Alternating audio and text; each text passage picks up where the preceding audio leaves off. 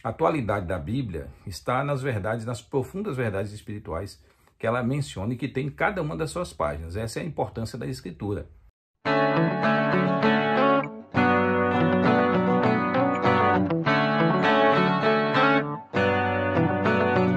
Que a graça e a paz do nosso Senhor e Salvador Jesus seja sobre todos nós. Sejam muito bem-vindos mais uma vez ao nosso canal Apologia com P. Divulgue, compartilhe, comente, deixa aí o seu like, tá? E eu quero também, desde já, agradecer a todos aqueles que têm interagido aí através do canal, com os vídeos, feito perguntas, feito observações, feito críticas, enfim, isso é muito importante. Pegue esses vídeos e sempre que você assisti-los, compartilhe com pessoas, compartilhe em grupos.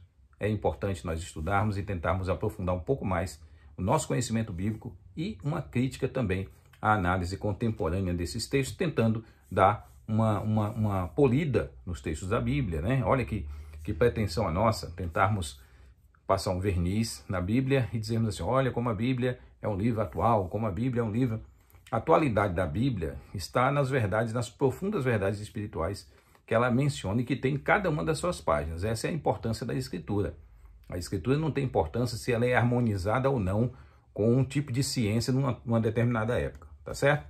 Não esqueça disso, porque você, como a maioria das pessoas não sabem o que é ciência, elas acham que a ciência tem verdades absolutas, né? Absolutas, inquestionáveis, fixas, e isso não é ciência, pessoal. Isso aí é uma ideia científica, isso é uma filosofia. Você não sabe o que é ciência e acredita numa filosofia e segue essa filosofia e acredita que ela é ciência. Esse é o fato, tá certo? Então, a Bíblia não precisa de muletas. E a muleta chamada ciência moderna, para mim, é uma das piores que você pode imaginar. E hoje, como eu prometi para vocês, nós estamos aí numa série de vídeos sobre os versículos não científicos da Bíblia. Essa é a parte 3, não é? Os versículos não científicos da Bíblia. Aqueles versículos que o pessoal pega, cita, olha, tá vendo como a Bíblia tem uma verdade aqui oculta, que ninguém sabia, que ninguém conhecia, e aí ela revela aqui para mostrar que Deus é o autor dela. Será? Essa é a grande pergunta. Será que isso é uma verdade absoluta? Então, hoje eu vou mencionar aqui um dos textos, talvez um dos mais conhecidos, né? Usado por muita gente para querer provar essa atualidade da Bíblia, né? Pela lente da ciência moderna, que é o texto de Isaías 40, verso 22. Texto conhecidíssimo que diz assim: Ele, o Senhor Deus, é o que está sentado sobre a redondeza da terra, cujos moradores são como gafanhotos. É ele quem estende os céus como cortina e os desenrola como tenda para neles habitar. Ok? Então, um texto de Isaías 40, verso 22, que, se você for ver desde o início, né, do verso 12 para frente, ou até um pouquinho antes, você vai ver que o profeta Isaías está aqui apresentando a grandeza de Deus, e ao exibir essa grandeza de Deus, ele agora faz uma afirmação extremamente interessante sobre o mundo no qual ele vive e sobre a criação a qual ele contempla, né? E esse texto usa uma expressão bem interessante, que é dizendo que Deus está assentado sobre a redondeza da terra. Legal. A palavra hug que aparece aí, a palavra redondeza, né? Ele é o que está assentado sobre hug, né? Na terra aí, ou sobre a terra, sobre essa menção, né? De algo que aí muitas pessoas dizem, olha, essa aqui é a prova que existe um planeta, né? Esférico, enquanto as pessoas não tinham essa ideia, enquanto os outros povos acreditavam numa terra plana. Depois eu quero fazer um vídeo sobre essa questão da terra em si, tá certo? Da terra, depois nós vamos discutir isso. Hoje eu estou discutindo essa questão da redondeza da terra. O que quer dizer isso? Nós temos essa mesma palavra em Jó 22:14, Jó 26:10 e também em Provérbios 8:27. tá certo? Provérbios 8, 27. No texto de Provérbios 8, 27, lembrem-se, né? A sabedoria é personificada, é tratada como ser pessoal, ali do capítulo 1, mais ou menos, até o capítulo 9 do livro de Provérbios. E aí, no verso do capítulo 8, no verso 27 de Provérbios, diz, traçava, né, o hug, essa redondeza, tá certo? Sobre a face do abismo. Traçava essa palavra que nós vemos aí, né, sobre a face do abismo. Vamos dar uma olhadinha nesse texto de Provérbios, Provérbios 8, 27. Olha como algumas versões o trazem. Aliás, eu vou usar só uma versão aqui, quando ele preparava os céus, quando traçava o horizonte sobre a face do abismo. Foi traduzido em alguns textos como o horizonte, tá certo? É a mesma palavra que aparece aí, a mesma palavra traduzida por redondeza, é traduzida em Provérbios 8, 27, como também sendo o horizonte, redondeza e horizonte, tá? E aí você diz, mas o que tem a ver uma coisa com outra? Primeiro, nós temos que entender que tipo de ideia eles possuíam sobre o mundo. Esse texto não está falando em nada sobre esse negócio de uma terra esférica no espaço. E aí Deus já estava dizendo aqui, o profeta Isaías, né, contrário de todas as cosmologias da antiguidade e contrário a tudo aquilo que os pensadores, né, e todas aquelas civilizações tinham de ideia sobre o universo, e ele está indo na contramão mostrando algo que os outros livros não tinham. Isso não é verdade, isso é bobagem, tá? A cosmologia que Isaías apresenta aqui, ela está totalmente em harmonia com a cosmologia do Antigo Oriente Próximo. Perdoe-me. Do Antigo Oriente Próximo. Totalmente em harmonia, não tem nada de grandioso no sentido cosmológico, tá? No sentido de revelação do Deus dos hebreus, demonstrando todo o seu poder, toda a sua glória, não é? Como Criador, obviamente que sim, tá certo? Mas está totalmente em harmonia com tudo aquilo que estava no Antigo Oriente Próximo, né? A visão que eles tinham sobre isso, tá? Então, quando se fala dessa parte, né, do Deus que está sobre a redondeza, por isso que algumas versões traduzem como abóbada, né, como uma parte circular que está ali sobre a terra, que é o que nós percebemos, que nós olhamos, né, quando nós olhamos para o céu, no amanhã, no final de tarde, nós olhamos como se ele fosse um pouco, né, ao mesmo tempo que ele demonstra ser plano, ao mesmo tempo você percebe que ele preenche todas as laterais, né? E aí essas pessoas procuravam entender como funcionava isso, e eles tinham suas próprias explicações, tá? As explicações deles estavam erradas? Não. As explicações deles estavam certas para a época. Por quê? Porque não havia nenhum conceito de errado diante daquelas explicações. Ponto. É isso. Eu já expliquei isso algumas vezes em vídeos, mas eu sempre tenho que me lembrar que nem sempre uma pessoa... Você pode estar assistindo esse vídeo pela primeira vez aqui, não é? É o primeiro vídeo, aliás, dessa série. E aí você achar que é um tanto estranho isso. Mas eu já falei isso, já mencionei em outros momentos. Então, temos que compreender isso, tá? Temos que compreender e entender perfeitamente essa ideia de que não estava errado para a época, tá? Assim como se nós fôssemos mencionar, se Apocalipse fosse escrito hoje, seria de outra forma. Você dizer, então estava errado, Apocalipse estava errado, porque Deus usaria um profeta para escrever, um seguidor dele, um profeta, né, como foi João, para escrever isso de outra forma? Não. Deus é pop. Deus vai atualizar a partir daquilo que os homens possuem de percepção e conhecimento. Senão, se ele fala alguma coisa que destoa muito, as pessoas não conseguiriam entender.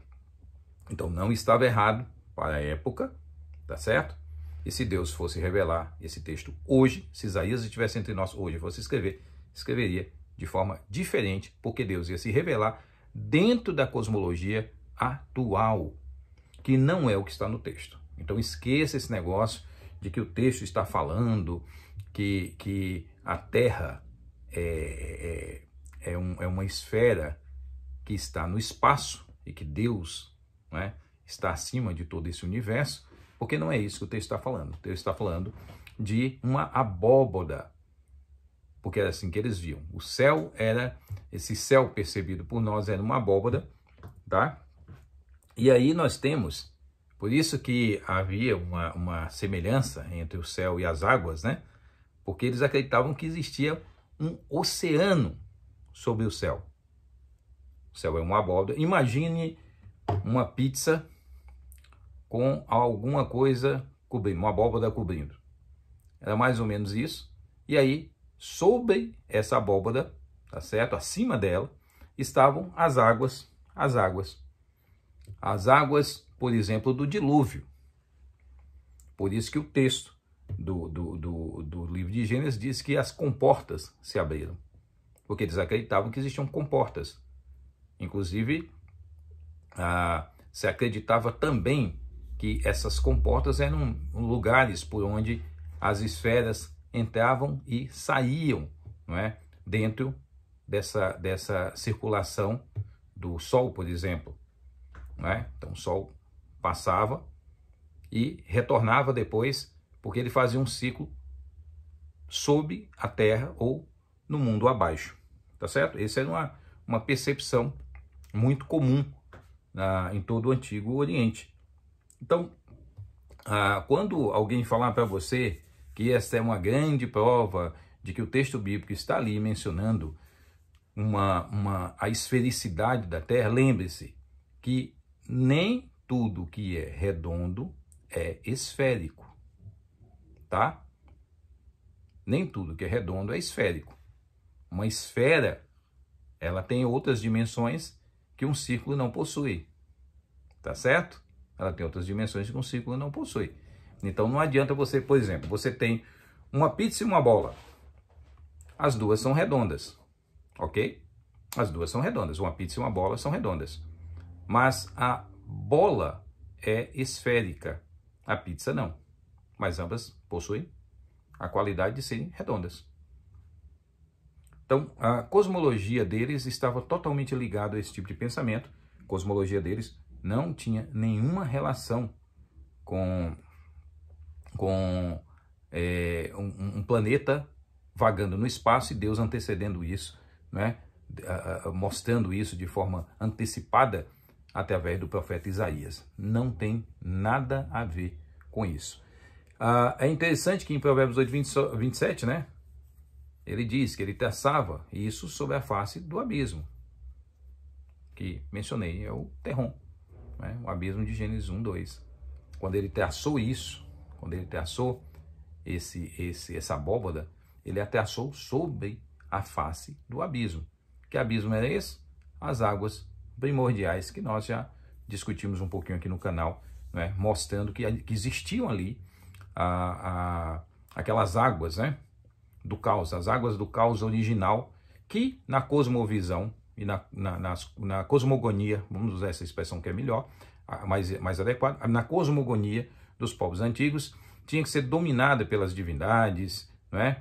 Tinha que ser vencida pelas divindades, era poderosa, era uma força quase igual poder contra as divindades que tinha que ser mantida. A versão bíblica, ela tem dá um upgrade em tudo isso, dizendo que não. Deus está lá organizando todas as coisas, mas ele não luta contra o caos, porque ele é o criador absoluto de tudo. Ele não luta contra o caos. Ele organiza todas as coisas a partir do caos, como era a visão deles, mas ele não entra em luta, porque ninguém luta contra o Deus revelado no Antigo Testamento aos Hebreus, o nosso Deus. Tá certo? Então, largue